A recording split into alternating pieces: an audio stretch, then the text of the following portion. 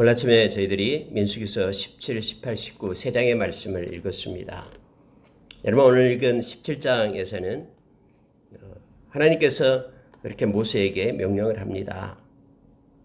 하나님이 택한 자가 누구인지, 하나님이 일하고 사용하신 그러한 하나님의 백성이 누군지를 가르쳐 줍니다.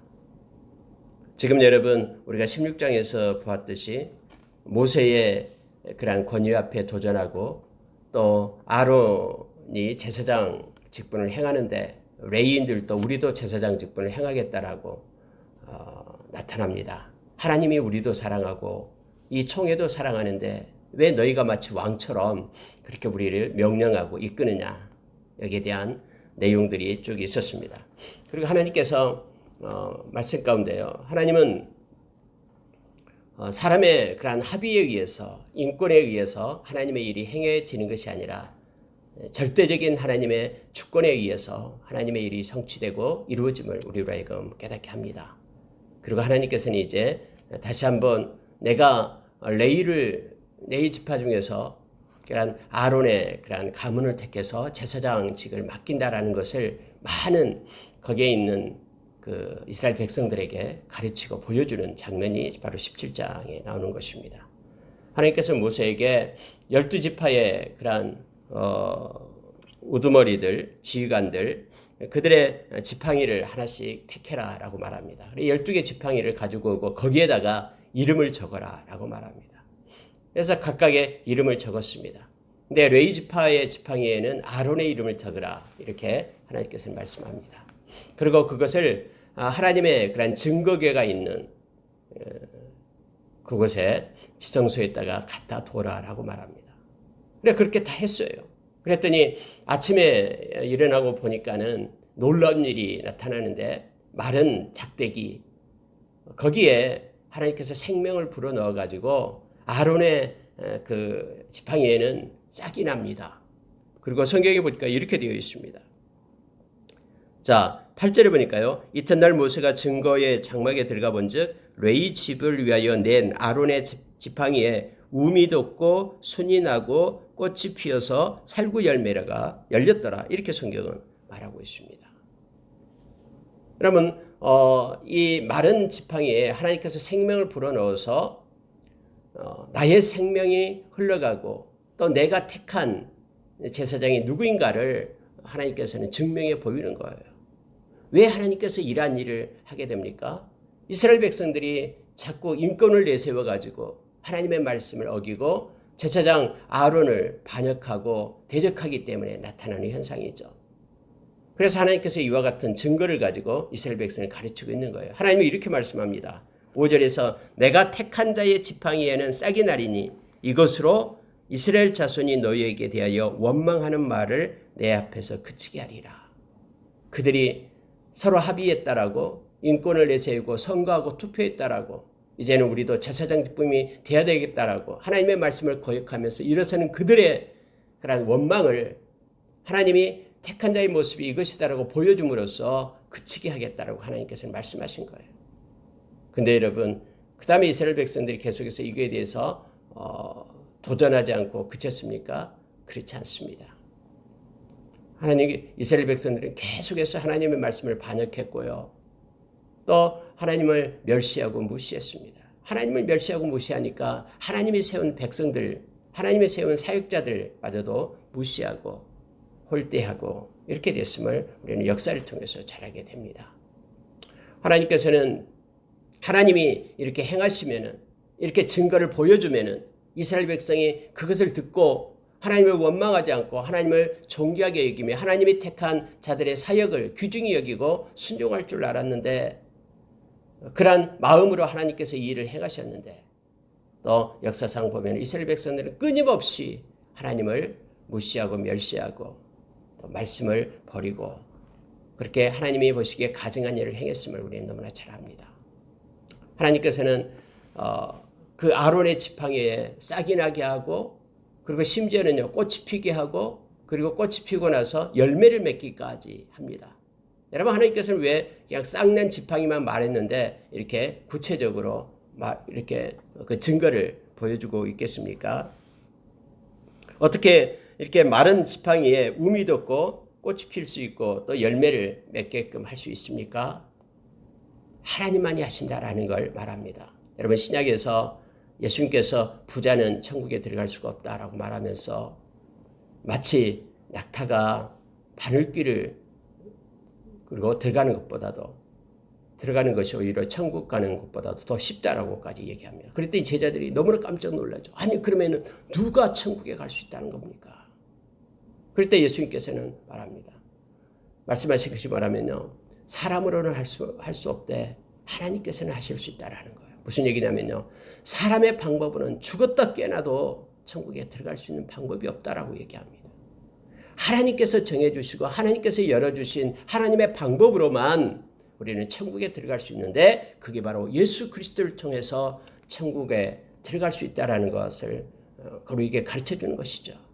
그런데 사람은 끊임없이 자기의 방법을 가지고 그런 하나님의 영광에 이르려고 합니다. 때로는 종교가 되고요. 때로는 도덕이 되고요. 선행이 되고 이와 같은 걸 가지고 구원에 들어가려고 구원의 반열에 서려고 하죠. 근데 하나님은 never 절대 그럴 수 없다라고 우리에게 가르치고 있는 것입니다. 그래서 오직 예수님만이 길이요 진리요 생명 되심을 하나님의 영광에 이르게 하시는 오직 유일한 길은 예수님을 통하는 길밖에 없음을 그의 십자가와 그의 부활의 영광을 통해서 우리는 천국 백성이 될 수 있음을 성경은 가르쳐주고 있는 것이죠. 여기에서도 여러분 하나님께서는 이렇게 불가능하지만은 하나님께서 이 마른 막대기에 꽃이 피고 열매를 맺게끔 하는 것을 보여줌으로써 하나님만이 우리에게 생명을 공급한다라는 것을 말해주고 있습니다. 단지 싹만 나게 하는 게 아니에요. 싹이 나가지고 꽃이 피고 또 열매를 맺는 것까지를 다 이 마른 그런 지팡이에서 보여주는 거예요. 하나님은 우리의 시작부터 열매 맺는 그런 끝까지를 하나님께서는 책임지신 분이고 하나님께서는 생명을 공급하신 분이고 하나님만이 주권자 되신 하나님만이 주장하신다라는 것을 이스라엘 백성에게 보여준 거예요. 그래서 하나님께서는 그렇게 말합니다. 그 지팡이를 다시 가지고 와라 해가지고 아론의 지팡이를 증거기 앞에 도로 가져다가 거기에 간직해라. 이것이 바로 반역한 자에 대한 표징이 되게 하여 그들로 내게 대한 원망을 그치고 죽지 않게 할지니라. 하나님에 대한 원망을 그치게 하라는 거예요. 왜 하나님은 저 사람만 저렇게 하고 이 사람은 이렇게 하고 왜 하나님은 나에 대해서는 이렇게 힘들게 하고 지치게 할까 하면서 삶의 형태를 보면서 하나님을 원망하고 행했던 그 모든 것들을 그치게 해라라는 거예요. 모든 게 주권자 되시는 하나님, 그분을 의지하고 나아갈 때 그분이 책임지시는 그 하나님을 기억하면서 그 쌍난 아론의 지팡이를 증거기 앞에 두게 합니다. 여러분 증거기 앞에 두게 하는 것이 세 가지가 있었죠. 모세가 받았던 그 돌판, 두 돌판이고요. 십계명이 써져 있는 두 돌판. 그리고 이 아론의 쌍난 지팡이. 그 전에 또 만나를 담았던 항아리, 만나 항아리. 이 세 가지 것을 거기에 보존해라고 그렇게 했습니다. 근데 여러분 다음에 우리가 히스기야 때 내려가 보면은요. 나머지는 없어요. 아론의 쌍난 지팡이도 만나 항아리도 보관되어 있지 않았습니다. 단지 그 증거계 안에 있었던 것은 뭐만 있었냐면은 십계명 두 돌판 몇 개는 없었다라고 다음에 열왕기상 8장에 보면 나옵니다. 그게 사사기 시대를 지나면서 잊어먹었어요. 만나 항아리도 없어졌고요. 아론의 쌍난 지팡이도 없어졌어요. 만약에 그것이 계속해서 보존되고 내려왔다면요. 그들은 하나님의 그 절대 주권을 인정하면서 하나님을 높이고 찬양하고 하나님께 원망하지 않고 그걸 보면서 나타났을 거예요. 근데 여러분 이거 반대로 생각할 수 있습니다.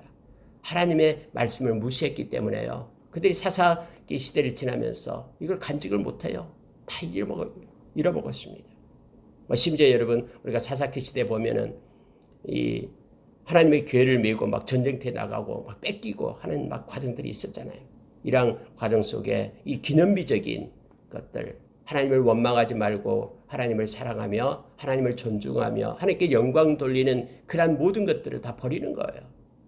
우리의 삶 가운데도 지난 세월을 보면은 하나님은 우리를 사랑해서 이끌어 주셨던 너무나 큰 그런 기념비적인 요소들이 너무나 많잖아요. 영적 기념비적인 거. 그런데요. 어느 순간에 이 세상을 향하여 시선을 고정할 때요, 다 잃어먹어요. 그래서 생각도 안 합니다. 그러면서 불평하고 원망으로만 가득 찬 모습들을 우리가 삶을 통해서 봅니다. 그러나 하나님이 행하심을 우리가 보게 될 때 우리 가운데 우리는 하나님으로 돌아가고요. 그리고 하나님을 높이고 경배하는 그런 삶을 살아갈 수가 있음을 보게 됩니다. 여러분 18장으로 내려가게 될 때는 이제 하나님께서는 제사장과 레위인의 직무에 대해서 말씀을 해줍니다. 참 우리에게 귀한 은혜를 주시는데요. 자, 여러분 3절 한번 보시기 바랍니다. 18장 3절에 보면은 레위인은 내 직무와 장막의 모든 직무를 지키려니와 성소의 기구와 제단에는 가까이 하지 못하리니 두렵건대 그들과 너희가 죽을까 하노라. 여러분 레위인 중에서 고핫 자손 중에서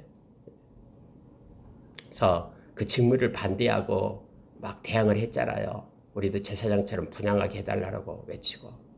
그러면은 제가 만약에 하나님이다면은 내가 너희들에게 준 직무가 얼마나 귀한 것인데 많은 이스라엘 백성을 대신해서 너희들이 하나님을 섬기게 했던 그 놀라운 직무인데 하면서 그걸 싫어하고 있는 그들을 하나님 어떻게 책망하고 끊어내고 다른 사람을 세우고 그랬을 것 같아요. 그런데 하나님께서는요, 한 번 택한 자를 다시 회복시킵니다.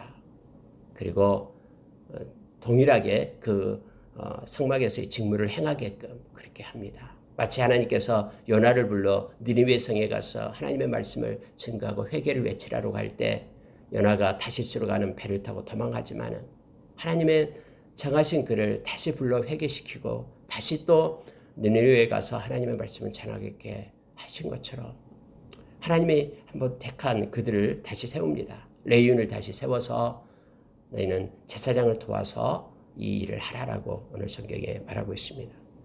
왜냐하면 여러분 그들이 회개를 했기 때문에 그래요. 그 회개했던 모습이 어디에 나오냐면 12절에 보면 나옵니다. 17장 12절에 이스라엘 자손이 모세에게 말하 이르되 보소서 우리가 죽게 되었나이다. 망하게 되었나이다. 다 망하게 되었나이다. 가까이 나아가는 자, 곧 여호와의 성막에 가까이 나아가는 자마다 다 죽사오니 우리가 다 망하여야 하리까. 이제 우리 어떻게 해야 됩니까? 우리는 반역을 했는데 어떻게 해야 됩니까? 할 때에 이제 하나님의 모세를 통해서 다시 그들이 할 수 있는 일을 다시 줍니다. 그래서 다시 회복시키는 그런 놀라우신 하나님의 은혜와 그 자비를 말씀 속에서도 다시 한번 보게 됩니다. 그런데요, 18장 3절에서요 놀라운 것 중에 하나가 뭐냐면은 성소의 기구와 제단에는 가까이 하지 못하리니 두렵건대 그들과 너희가 죽을까 하노라. 이렇게 하나님은 말씀합니다. 원래대로 레위인들은 성소 안에 있는 기구들 만질 수가 없습니다. 또 가까이 들어가서 볼 수도 없습니다. 그것은 제사장만이 할 수 있다라고 말합니다. 떡상이나 등잔대, 분향대 그들은 들어갈 수 없다라고 만질 수 없다라고 말합니다. 그런데 한번 보십시오. 만약에 만지게 된다 그러면은 성경이 이렇게 말합니다. 두렵건대 그들과 너희가 죽을까 하노라. 이렇게 말합니다. 그들과 너희가. 그들은 누굽니까? 레위인들이죠. 그러면은 이 성소 안에서 행하는 일은 제사장들이죠. 너희를 얘기합니다. 그러면 그들과 너희가 함께 죽을까 하노라 라는 것을 말하고 있습니다. 여러분 언제나 그렇습니다. 우리가 여러분 주님이 주신 그러한 말씀을 우리가 붙잡고 살아가는 이들이죠. 하나님이 내게 맡겨준 그러한 직무, 이것은 하나님께서 내게 주신 것은 너무나 소중하고 가치 있게 여겨야 됩니다. 다른 사람들이 그것을 가져가게 될 때는요, 두 가지예요. 다른 사람이 가져가는 이들, 그에게도 하나님의 심판이 있고요. 뿐만 아니라 자기에게 주어진 것을 빼앗기면서 소홀히 하면서 그것을 놓치는 그에게도 하나님께서는 책임을 묻겠다라고 말하는 거예요. 그들과 너희에게, 너희가 죽을까 하노라라고 두 가지를 다 말하고 있음을 지금 보게 됩니다. 여러분 7절로 내려가겠습니다. 6절 한번 보십시오. 보라 내가 이스라엘 자손 중에서 너희의 형제 레위인을 택하여 내게 돌리고 너희에게 선물로 주어 해막의 일을 하게 하였나니. 성경은요 이 직무를 갖다 선물이라고 얘기합니다. 선물은 좋은 것이잖아요. 그러면 하나님께서 레위인에게 그렇게 레위인을 택해서 하나님을 섬기게 했던 그 직무가 바로 너희에게 주어진 선물이다라는 거예요. 존귀한 선물이다라고 말합니다. 그런데 레위인들은 그것이 싫다라고 그 직무를 버리면서 제사장 그 직분을 달라라고 지금 이렇게 하나님의 권위에 도전을 했었잖아요. 그래서 하나님이 그 아론의 쌍난 지팡이를 그렇게 하는 거고요. 여러분, 하나님이 이 땅에서 우리에게 맡겨주신 일은요, 다른 사람과 비교해 보면은 때로는 하찮게 보이고 자기의 판단을 가지고 비교하면서 그렇게 살지만은요, 그러나 성경은 우리에게 말합니다. 하나님께서 맡겨준 일은 하나님의 선물이다라고 말해요. 하나님이 나를 이 땅에 존재케 하고 나를 보낸 존재 이유다라고 얘기합니다. 그래서 하나님이 주신 것은요, 너무너무나 소중한 거예요. 그것은 비교하고 이것은 좋은 일이고 이것은 뭐 하찮은 일이고 이렇게 구분이 되지 않아요. 하나님이 맡겨준 그 직물은 선물이다. 레위인들을 향해서 이것은 내가 너희에게 준 너희들의 직무는 선물이다 라고 말합니다. 하나님을 존중히 하고 높이는 이들은 하나님이 주신 것에 대해서 아주 작게 여기는 일이라도 너무너무나 소중해서 감사로 받는 그런 사람들임을 우리로 알게 합니다. 이것이 중요합니다.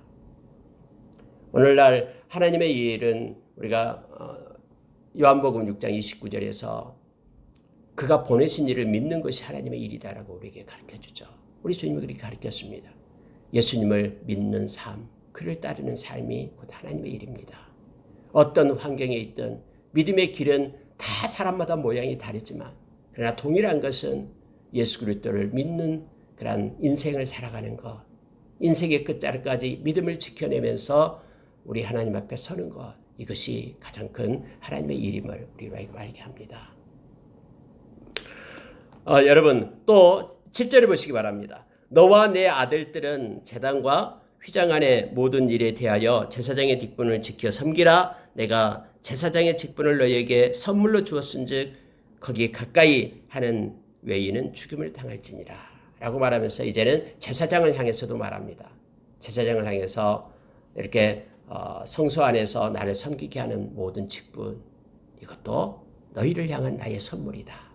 제사장에게도 선물이고요, 레위인에게도 그들의 직무도 선물이다라고 하나님께서는 특별히 말하는 거예요. 여러분, 하나님이 어떤 분입니까? 이게 좋은 선물이 아니면 하나님이 그렇게 말씀하겠습니까?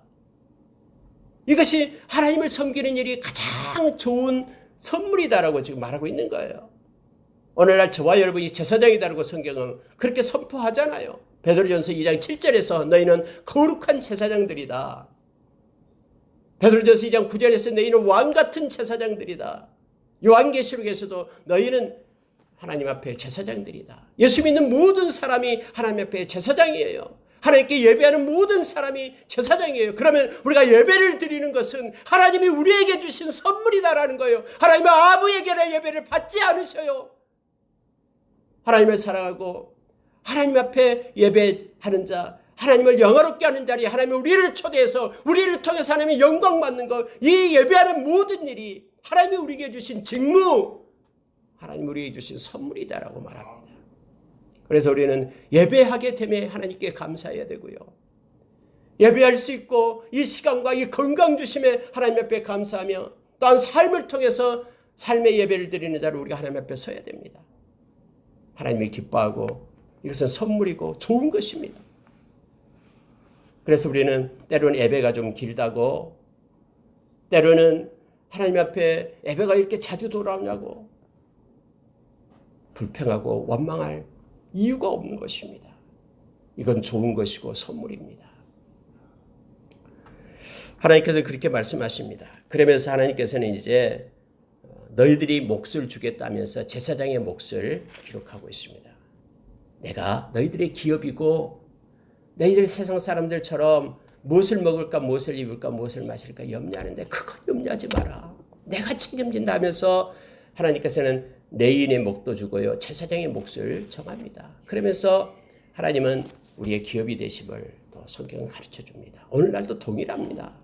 하나님 앞에 예배하는 모든 자의 삶 걱정하지 마라 하면서 들에 핀 백합아, 하늘에 나는 새들 다 내가 먹이고 입힌다. 하물며 너희일까 보냐. 그래서 성경은 우리에게 가르쳐줍니다. 하나님이 우리를 책임진다라는 것을 가르쳐줍니다.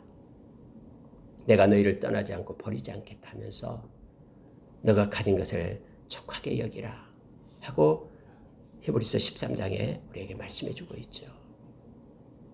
실제적으로 우리 예수님께서는 요한복음 6장 35절에서 나는 생명의 떡이다. 내게 오는 자는 결코 줄이지 않는다. 나를 믿는 자는 영원히 목마르지 않는다. 하면서 하나님께서 책임질 것을 우리에게 요청합니다. 우리에게 가르칩니다. 그리고 우리로 그걸 믿고 그렇게 의지할 것을 우리에게 요청합니다. 여러분, 특히 제사장의 몫은요, 하나님 앞에 제사를 드리는 5가지 제사가 있다고 그랬죠. 주로 이제 거제, 들어서 드리는 것, 요제, 흔들어서 드리는 모든 것들은 다 제사장의 몫이었습니다. 하나님은 그렇게 행하셨고요. 특히 여러분 12절 보시기 바랍니다. 18장 12절 보니까 그들이 여호와께 드리는 첫 소산 곧 제일 좋은 기름과 제일 좋은 포도주와 곡식을 내게 주었은즉 그들이 여호와께 드리는 그 땅에 처음 익은 모든 열매는 네 것이니 내 집에서 정결한 자마다 먹을 것이라. 하나님은 그 첫째 가장 좋은 것을 하나님께 드리라라고 했죠. 그 첫 번째 드렸던 그 모든 것들, 모든 곡식들, 모든 것들은 다 제사장 몫으로 하나님이 정했습니다. 가장 좋은 것으로 그렇게 제사장이 먹게끔 하나님은 그렇게 하셨죠. 그리고 여러분 19절 보시기 바랍니다. 이스라엘 자손이 여호와께 거제로 드리는 모든 성물은 내가 영구한 몫의 음식으로 너와 내 자녀에게 주노니 이는 여호와 앞에 너와 내 후손에게 영원한 소금 언약이니라. 여호와께서도 아론에게 일시되는 이스라엘 자손의 땅에 기업도 없겠고 그들 중에 아무 분기도 없을 것이나 그것 때문에 염려하지 말라라는 거예요. 내가 이스라엘 자손 중에 네 분기시요 네 기업이니라. 그래서 하나님께서는 너의 기업이 되고 너의 분깃이 되기 때문에 내가 땅을 없다라고 세상으로부터 받지 못한다라고 그것 때문에 염려하지 말라. 내가 책임진다라고 하나님께서는 제사장에게 말하고 있는 것입니다. 이것이 소금 언약이라. 여러분 소금 언약이 무슨 뜻이냐면요. 소금은 변하지 않는 것을 나타내고 상징하는 것입니다. 이것은 없어지지 않는 언약이다. 내가 너와 약속한 이것은 내가 책임지겠다고 내가 너의 기업이 되겠다라고 내가 먹이고 내가 입히겠다라고 한 이 약속은 소금 언약이다라고 말하는 거예요. 절대로 변질되거나 절대로 훼손되지 않는 하나님의 그 마음을 담아서 이것은 소금 언약이다 라고 말합니다. 그때 당시 여러분 이렇게 서로 약속을 할 때요. 이 소금을 두고 소금을 먹으면서 약속을 했답니다. 이 말은요. 우리의 약속은 절대로 변함이 없다라는 뜻으로 그때 당시 약속을 하는 것이 있었어요. 뭔가를 계약하고 확증할 때 절대 변치 않을 것임을 이렇게 표시하는 의미로 소금을 먹었어요. 그러면서 약속을 했습니다. 하나님이 말합니다. 내가 너와 소금을 먹으면서 약속한다. 내 약속은 변함이 없다. 여러분 이 약속은 지금도 동일합니다. 변함이 없어요.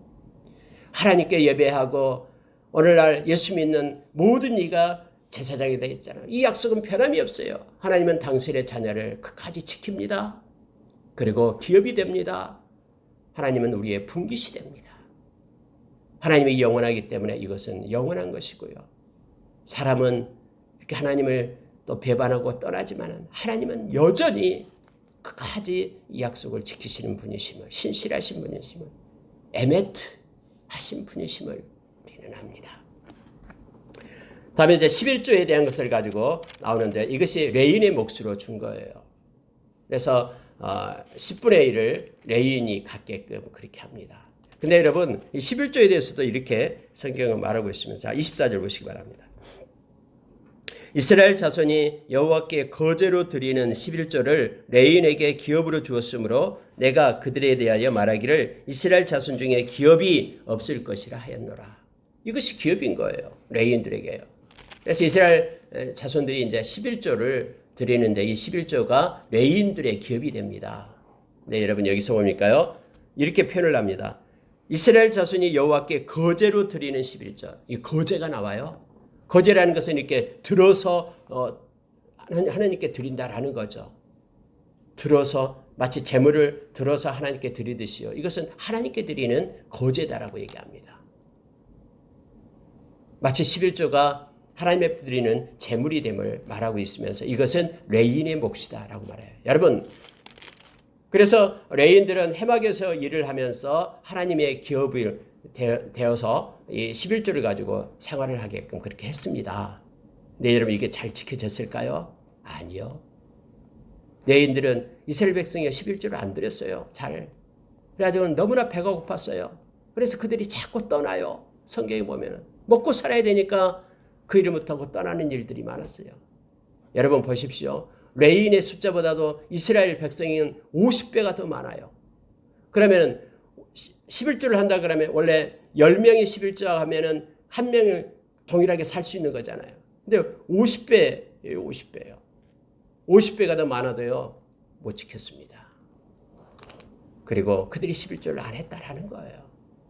하나님을 무시하고 하나님의 명령을 버렸기 때문에. 그래서 여러분 말라기 보면은 하나님께서 그렇게 말해요. 너희들이 내 걸 도둑질했다라고 말하고 있는 것이죠.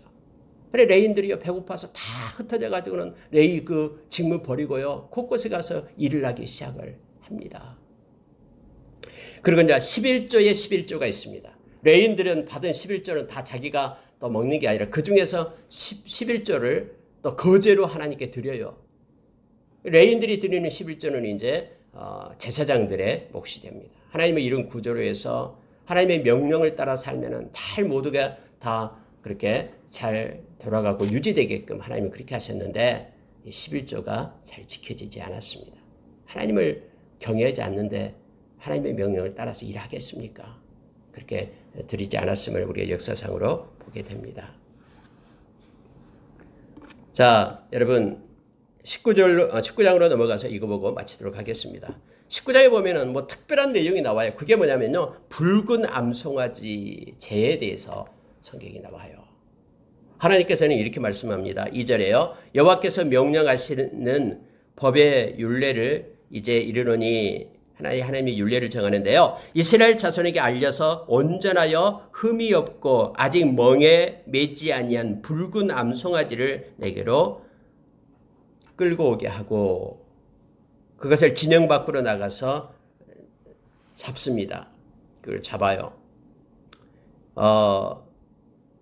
그리고 이 제사장 엘리야사를 시켜가지고 손가락에 피를 찍어서 그 해망 앞을 향하여 7번 뿌리게 합니다. 그리고 그의 가죽과 고기와 피와 똥 모든 것을 불사르게 합니다. 근데 그 불사르고 있을 때에 동시에 제사장은 백향목과 우슬초와 홍색실을 가져다가 암송아지를 사르는데 불 가운데 그걸 던져 놓습니다. 이러한 예식을 해라 라고 말합니다. 여기에 여러분 흠없는 붉은 암송아지, 이 반드시 붉은 빛을 띠는 송아지를 데리고 가야 됩니다. 하나님께서 그렇게 명령했기 때문에 그렇습니다. 여기서 여러분 붉다라는 것은 피를 상징하고 있고요. 암송아지다라는 것은 이것은 생명의 생산자, 즉 생명을 상징하고 있는 것입니다. 여러분 이것은 왜 하나님이 필요했냐면요. 특히 시체를 만지는 사람, 죽은 시신을 만지게 되는 사람은 일주일 동안 부정한 자로 여겼습니다. 왜냐하면 그 시신은 바로 죄의 결과라고 그런 상징적인 의미로 나타내게 되죠. 그래서 시신을 만지는 사람은요 7일 동안 부정해요. 근데 7일 동안 부정할 때요 반드시 이 깨끗한 물을 뿌려야 돼요. 그래야지만이 정해지고 그래야지만이 이스라엘 백성으로 같이 들어올 수가 있어요. 만약에 이걸 행하지 않으면요 그는 끊어지게 돼요. 이스라엘 백성으로부터 떠나고 구원의 백성으로부터 떠나가게 됨을 알게 합니다. 하나님이 이것을 그렇게 만드신 거예요. 그러니까 붉은 암송아지를 진영 밖에 가져가서 이처럼 의식을 통해서 이제 태워요. 그리고 그 죄를 받아요. 근데 그 죄도 진영 안으로 가지고 올 수가 없어요. 진영 밖에 깨끗한 정한 곳에다 보관을 해요. 그러면 이제 이 시신을 만졌던 사람들은 2번에 걸쳐서 이 죄를 가지고 흐르는 물에 섞어가지고 그 물을 이제 이렇게 뿌리는 거예요. 3일째와 7일째에 2번 뿌려야지만이 그가 이제는 회복되어 다시 진영 안으로 들어와서 생활할 수 있어요. 만약에 이걸 행하지 않는다 그러면은 이스라엘 백성에서 끊어지겠다라고 말하고 있습니다. 자, 여러분, 이게 부정한 것을 씻는 물을 만들기 위하여 붉은 그런 암송아지 재를 만들게 됩니다. 여러분, 이게 백향목과 우슬초와 홍색실 갖다 집어 던지면서 같이 불사른 그에 대해서 말하고 있는데요. 물론 이것은 나병 환자가 이렇게 회복되었을 때 이것을 사용했던 것 우리는 잘 알고 있죠. 그래서 백향목과 우슬초와 홍색실은 모두 다 생명력을 상징하고 있고요. 이것이 바로 나병 환자가 깨끗하게 됐을 때 정결의식으로 쓰였던 것들이에요. 그래서 그 제 속에가 다 들어있다는 거예요. 한번 보십시오. 하나님은 지금 이 붉은 것, 피를 상징하고요. 암송아지, 생명을 상징하고, 그리고 여기서 백향목, 우슬초, 홍색실 모두가 다 정결의식에 쓰였던 것들이에요. 이것을 뭘로 만들어요? 재로 만들어요. 그러면 그 재 속에는 이 모든 것들이 지금 다 들어있다라는 거예요. 근데 이 재를 가지고 이제는 흐르는 물에 섞어가지고 그 물을 가지고 뿌리는 거예요. 이 재 안에 모든 것들이 다 들어있음을 상징적으로 나타내고 있음을 보게 됩니다. 물론 여러분 여기서 붉은 것을 나타낼 때는 예수 그리스도의 보혈을 나타냅니다. 이 보혈 없이는요, 우리가 찬양을 했습니다만 예수님의 보혈 없이는요 죄사함이 없어요. 뿐만 아니라 정결을 될 수가 없어요. 깨끗함을 입을 수 있는 방법은 오늘날 성경에서 예수님의 보혈밖에 없음을 말합니다. 그러니까 십자가의 보혈이 있지 않고는 어떤 죄라도 씻음을 받을 수가 없어요. 예수님의 보혈을 힘입고 우리가 죄사함, 죄 씻음을 받게 됨을 알게 합니다. 다 이게 상징적으로 그렇게 하나님께서는 행하신 거예요. 생명을 얻는 것은 반드시 죄사함이 있어야지 생명을 얻어요. 예수님의 보혈 아니면 우리는 살아날 수가 없어요. 그래서 우리가 예수님의 십자가의 그 보혈을 찬양하며 죄로 인하여 죽을 수밖에 없는 자지만 예수님 때문에 우리가 살아나게 된 것입니다. 그렇게 정해놨어요. 어떻게 그럴 수가 있어요? 이거 말하지만 하나님이 그렇게 정해놨기 때문에, 이 의식도 하나님이 이렇게 정했기 때문에 그걸로 뿌려야지만 그들이 정결하게 된 거예요. 그래 하나님의 백성으로 다시 그들이 속할 수가 있는 거예요. 부정하게 된 자들이. 오늘날도 동일해요. 우리가 로마서 5장에 보면은 하나님이 그렇게 세팅을 해놨어요. 하나님이 그렇게 예수 그리스도의 보혈을 믿는다라고 그렇게 고백하고 믿음을 갖는 자, 그 사람에게는 죄를 사해주고 그 예수 그리스도의 의를 입히겠다라고 하나님이 이렇게 정했기 때문에 그 정한 것을 우리가 믿음으로 인하여 우리가 의로운 자가 되는 거예요. 여기 그러한 의식도 붉은 송아지의 그 죄를 가지고 그렇게 정결케 하는 방법도 어떻게 이렇게 정결하게 될 수 있어요? 죄를 뿌리는데 하나님이 이렇게 정했기 때문에 그러는 거예요. 마찬가지로 오늘날 이것이 바로 칭의죠. 예수 그리스도를 믿는 자에게는 그러한 죄가 없어지게 하겠다라고 하나님이 그렇게 정했다라고 성경은 분명하게 로마서 5장에서 우리에게 가르쳐 줍니다. 자, 여러분 13절 한번 보시기 바랍니다. 누구든지 죽은 사람의 시체를 만지고 자신을 정결하게 하지 아니하는 자는 여호와의 성막을 더럽힘이니라. 그가 이스라엘에서 끊어질 것은 정결하게 하는 물을 그에게 뿌리지 아니하므로 깨끗하게 되지 못하고 그 부정함이 그대로 있음이니라. 하나님이 다 알고 계십니다. 그래서 이 물을 뿌려야지만이 정결하게 돼서 다시 진영으로 돌아올 수 있습니다. 우리가 예수 그리스도의 보혈을 힘입고 회개함으로 인하여 우리의 모든 죄가가 도말되고 씻음을 받게 됨을 우리가 기억하기를 원합니다.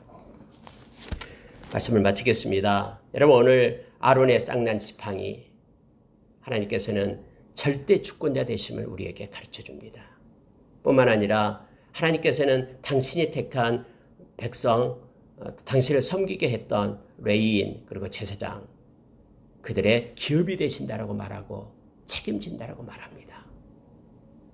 그리고 붉은 암송아지 죄를 통해서 예수 그리스도를 통해서만 우리는 정결한 자로 설 수 있음을 다시 한번 보게 합니다. 이 세 가지 말씀을 우리에게 하나님께서는 주십니다. 오늘 또 하나님의 주권 속에 우리 자신의 인생을 맡기고 우리의 가족을 맡기고 자녀를 맡기고 그분은 의지하는 모든 이에게 하나님께서는 형통하게 우리 인생을 책임지실 겁니다.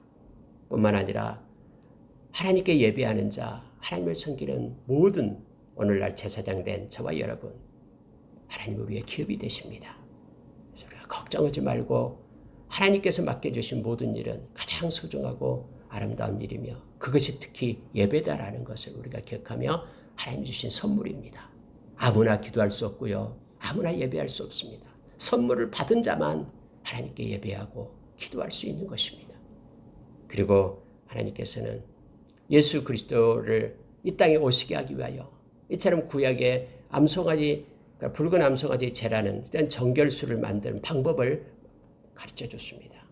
오늘날도 동일하게 예수 믿는 모든 자는 그렇게 죄로부터 씻음을 받고 거룩하고 정결한 자가 됨을 우리가 기억하며 늘 주님의 십자가의 보혈을 의지하고 회개하고 또 새롭게 되는 삶이 우리 가운데 늘 이어지기를 원합니다. 기도하겠습니다.